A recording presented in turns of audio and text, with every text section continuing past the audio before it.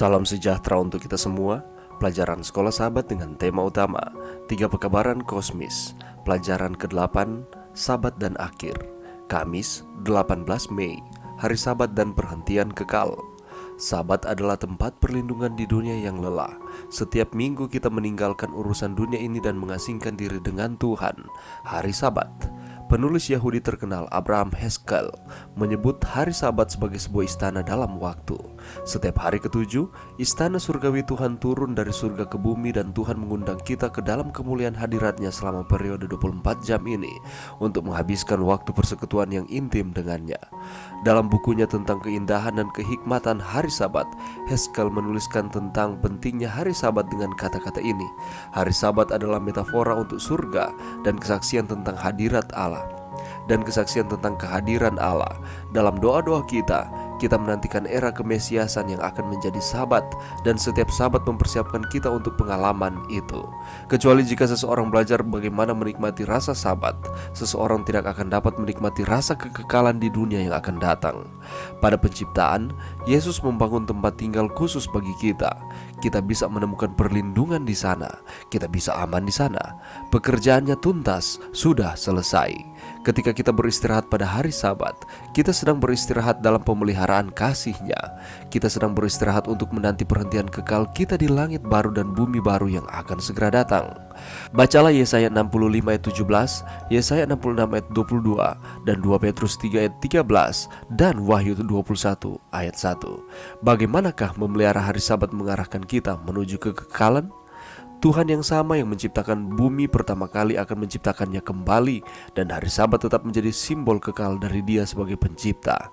Kenyataannya, orang-orang Yahudi telah melihat hari Sabat sebagai simbol, suatu pengalaman pendahuluan dari apa yang dalam bahasa Ibrani disebut olam haba atau dunia yang akan datang.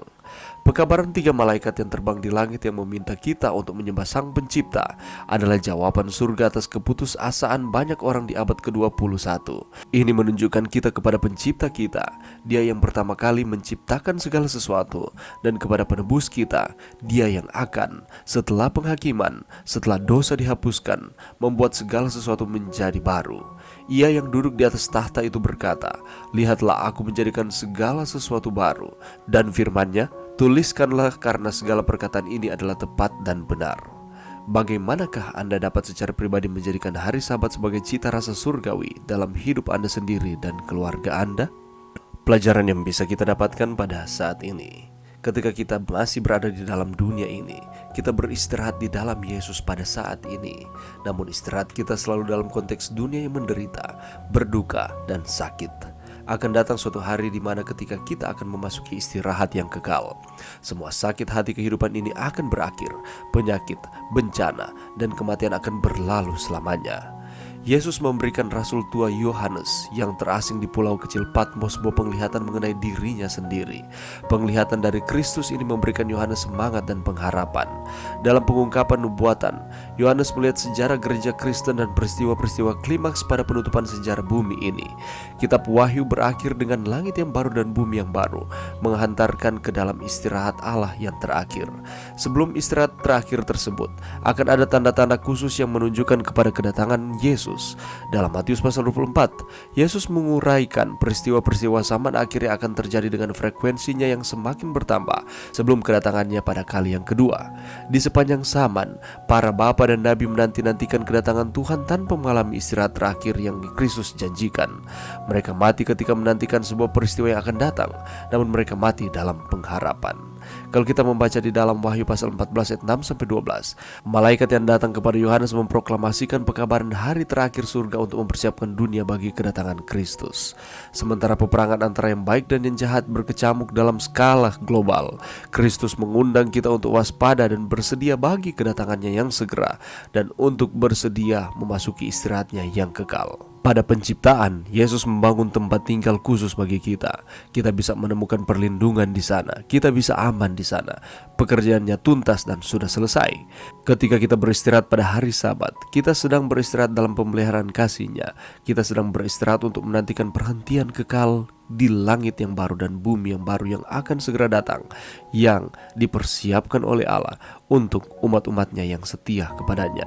pekabaran 3 malaikat meminta kita untuk menyembah Sang Pencipta, karena Ia telah melakukan segala sesuatu untuk kita manusia. Dan juga Dia yang menebus kita, yakni Yesus Kristus. Dan Dia akan datang kembali dan akan membuat segala sesuatu menjadi baru. Dan itu semua untuk saudara dan saya. Itulah sebabnya Allah meminta kita untuk mengasingkan akan hari yang ketujuh ini. Oleh karena di hari inilah Dia berhenti dari setiap pekerjaan penciptaannya. Dia memberkati, Dia menyucikan, menguduskan akan hari tersebut. Dan kita sebagai umat-umatnya, pengikut Kristus, kita harus memasuki akan hari tersebut. Kita menyembah Tuhan, mengingat akan kebaikan Tuhan di dalam setiap kehidupan kita. Teristimewa pekan penciptaan yang telah Dia lakukan. Dan jangan pernah melupakan bahwa kita akan memasuki perhentian kekal bersama-sama dengan Tuhan ketika Ia datang kembali. Dan kita akan memasuki akan perhentian tersebut dan menyembah Tuhan di hari yang telah Allah berikan kepada kita untuk selama-lamanya. Mari berdoa. Terima kasih Tuhan atas firman-Mu pada saat ini. Bantu kami Tuhan untuk kami dapat menyembah Tuhan di hari yang Tuhan telah berikan kepada kami.